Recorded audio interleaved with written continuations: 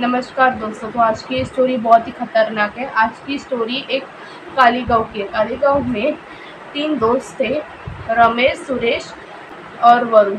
ये तीनों गाँव आए थे घूमने के लिए वगैरह। उनको एक बताया गया था कि कुएं के सामने मत जाना। काली गाँव में एक जंगल वाले कुआं है, वहाँ मत जाना।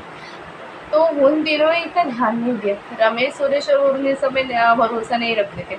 तो रमेश के ख्याल में एक ऐसा ये हुआ कि आज रात के 12 बजे हम तीनों वहाँ जाके कुएं के पास देखते क्या होता है। आखिर क्यों गाँव वाले हमें मना करते, हम आज जाके देख ही लेते और सच सामने आ ही जाए। अगर कुछ है तो कुछ डाउट लगा तो जल्दी से निकल जाएंगे, अगर कुछ नहीं है तो फिर बता देंगे ऐसा कुछ नहीं है। तो वो तीनों रात के 12 बजे गए कुएं के पास। कुएं के पास गए, सब कुछ शांत था, सब कुछ ठीक था। उन्होंने देखा कि कुआं है, पर कुएं के यहाँ टॉर्च लगाया, देखा कुआं में सिर्फ पानी, बाकी कुछ नहीं, एकदम शांत शांत था।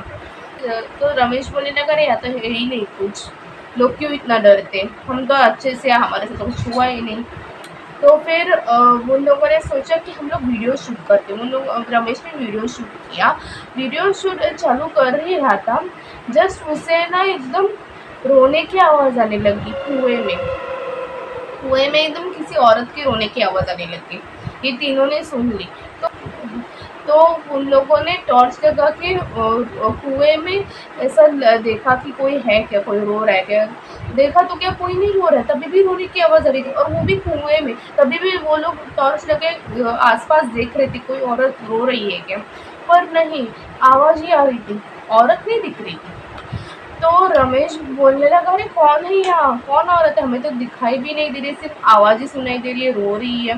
तो सुरेश भी बोला, अरे मुझे तो कुछ गड़बड़ लग रही है, मुझे तो लगता है हमें जाना चाहिए, यहाँ आके हमने गलती कर दी।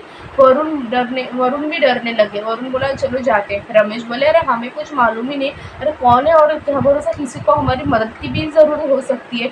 रमेश ने आवाज़ दिलाई, आप सुन सकते हैं कि आप हैं कौन, आप कहाँ हैं, आप डरिए मत, हम आपकी मदद करेंगे, आप रो क्यों रहे, आप है, आप हमें दिख नहीं रही है। फिर आवाज़ शांत हुआ। तो रमेश सोचने लगा, आवाज़ कैसे शांत हो गया, इधर उधर बैटरी घुमाई, इधर तो कुछ नहीं दिख रहा था। तो एकदम क्या हुआ, और सुरेश ने भी टॉर्च लगाया और इधर उधर घुमाया, वरुण ने भी टॉर्च लगाया, इधर उधर घुमाया। सुरेश ने जैसे ही अब टॉर्च रमेश की तरफ देखी, रमेश के पीछे एक औरत का साया दिख रहा था। ये देख के बहुत डर गया सुरेश, और वरुण को भी दिखाया, वरुण भी देख के डर गया। तो वो दोनों बोले, तेरे पीछे कौन सा साया, कौन है वो औरत। तो रमेश ने पीछे मुड़ा, पीछे कोई नहीं था, फिर वो सिर्फ वो साया तुम उन दोनों को ही दिख रहा था। ये तो रमेश बोलने लगा, अरे क्या तुम लोग उल्लू बना रहे हो, ये मैं ही मिला क्या, कुछ भी मत बोलो।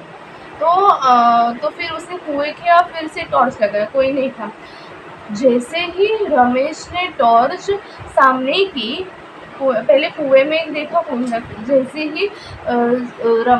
ही रमेश ने टॉर्च सामने की, सामने औरत थी, सफ़ेद साड़ी पहनी थी, एकदम लंबे बाल थे, काली काली आंखें, एकदम घूर रही थी उसे, और हंसने लगी जोर जोर से। सुरेश और वरुण देखे तो डर गए।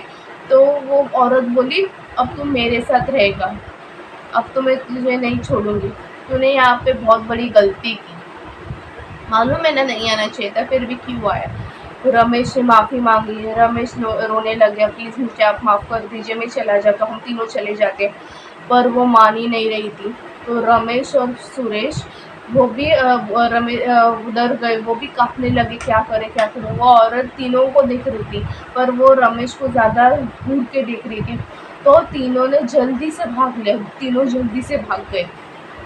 भाग रहे थे, तभी भी पीछे से वो औरत की आवाज़ सुनाई दे रही थी कि मैं तुम्हें नहीं छोड़ूंगी, मैं तुम्हें नहीं छोड़ूंगी। वो जंगल से बाहर ही नहीं आ रहे थे, इधर उधर ही घूम रहे थे, और गोल गोल करके वो कुएं के पास ही आ रहे थे। तीनों के पास कोई चारा नहीं था, कुछ सूझ भी नहीं रहा था कि क्या करे क्या नहीं। सूरज बोलने लगा, गलती कर दी हमें आके, वो गांव वाले सच कहते। तो वरुण बोला, तुम लोगों ने ज़्यादा ही कर दिया, चलो जाते हैं फ्लैक्स मारने के लिए, तुम लोग गए और देखो मुझे भी ले आए, और ये सब क्या होगा। तो रमेश बोला, चुप हो जाओ तुम दोनों, मैं तो कहता हूँ अब ज़रा चुप ही रहते, अब 1 बजे 4 बजे कैसे तो करके निकल ही लेंगे। अब क्या करें, अब हमारे पास अभी कोई चारा तो है नहीं। तभी भी कुएँ क्या औरत के उसी औरत के हँसने की आवाज़ आ ही रही थी। बोल रही थी आओ ना करके एकदम बोल रही थी एकदम। और ये डर गए, उनको समझ नहीं आ रहा था क्या करे क्या नहीं। उन लोगों बोले मन ही मन भगवान का नाम लेना शुरू कर दिया। भगवान का नाम लेने लग गए वगैरह, और आँखें बंद करके रखे, आँखें खुली नहीं की। तो ऐसे ही थे, ऐसे ही बैठे थे और एक दूसरे को चिपक के बैठे थे। तो सुबह हुई, उजाला आ गया और चिड़िया की आवाज़ आने लग गई, सभी पशु पक्षी की आवाज़ आने लगी और वो तीनों उठ गए। तो देखा कि सुबह हो गया, अब जल्दी से वहाँ से निकल गए और बाहर आ गए जंगल के बाहर। उन तीनों को सुकून मिला। तो वो लोग आके जल्दी से गाँव वालों को मिले और उन्हें सारी बात सच-सच बताई। तो गाँव वाले भड़क गए, बोले कि तुम क्या पागल हो क्या? तुमको इतना भी पता नहीं, हमने बताया वहाँ नहीं जाना चाहिए, तभी भी तुम लोग कहाँ गए? तुम लोगों को नहीं जाना चाहिए था, तुम्हारी जान जा सकती थी, तुमने रिस्क क्यों लिया? तो उन लोगों ने तीनों ने माफ़ी मांगी, हमें माफ़ कर दीजिए, हमें माफ़ कर दीजिए, हम कभी भी नहीं जाएंगे, भूल कर भी नहीं जाएंगे। तो वो गाँव वाले बोले ये देखो ये बड़ा ही श्रापित है। दरअसल उस औरत ने वहाँ जान दे दी थी और उसी की आत्मा भटक रही है और किसी न किसी को शिकार बनाती है और सभी को अपने साथ ही उस पानी में डुबाती है और मार देती है। तो वो तीनों बोले हमें माफ़ कर दीजिए, अब हम कभी नहीं जाएंगे। और उसी दिन वो लोग शहर के लिए निकल गए और उन्होंने अपने घर में नहीं बताया ये सब।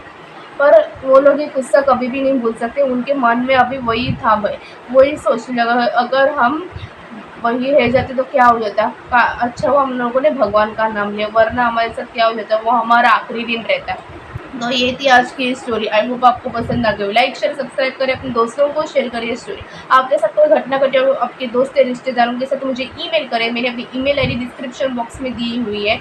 तो अगली वीडियो आपके ऊपर होगी। चलो मिलते हैं अगली हॉरर स्टोरी में। बाय।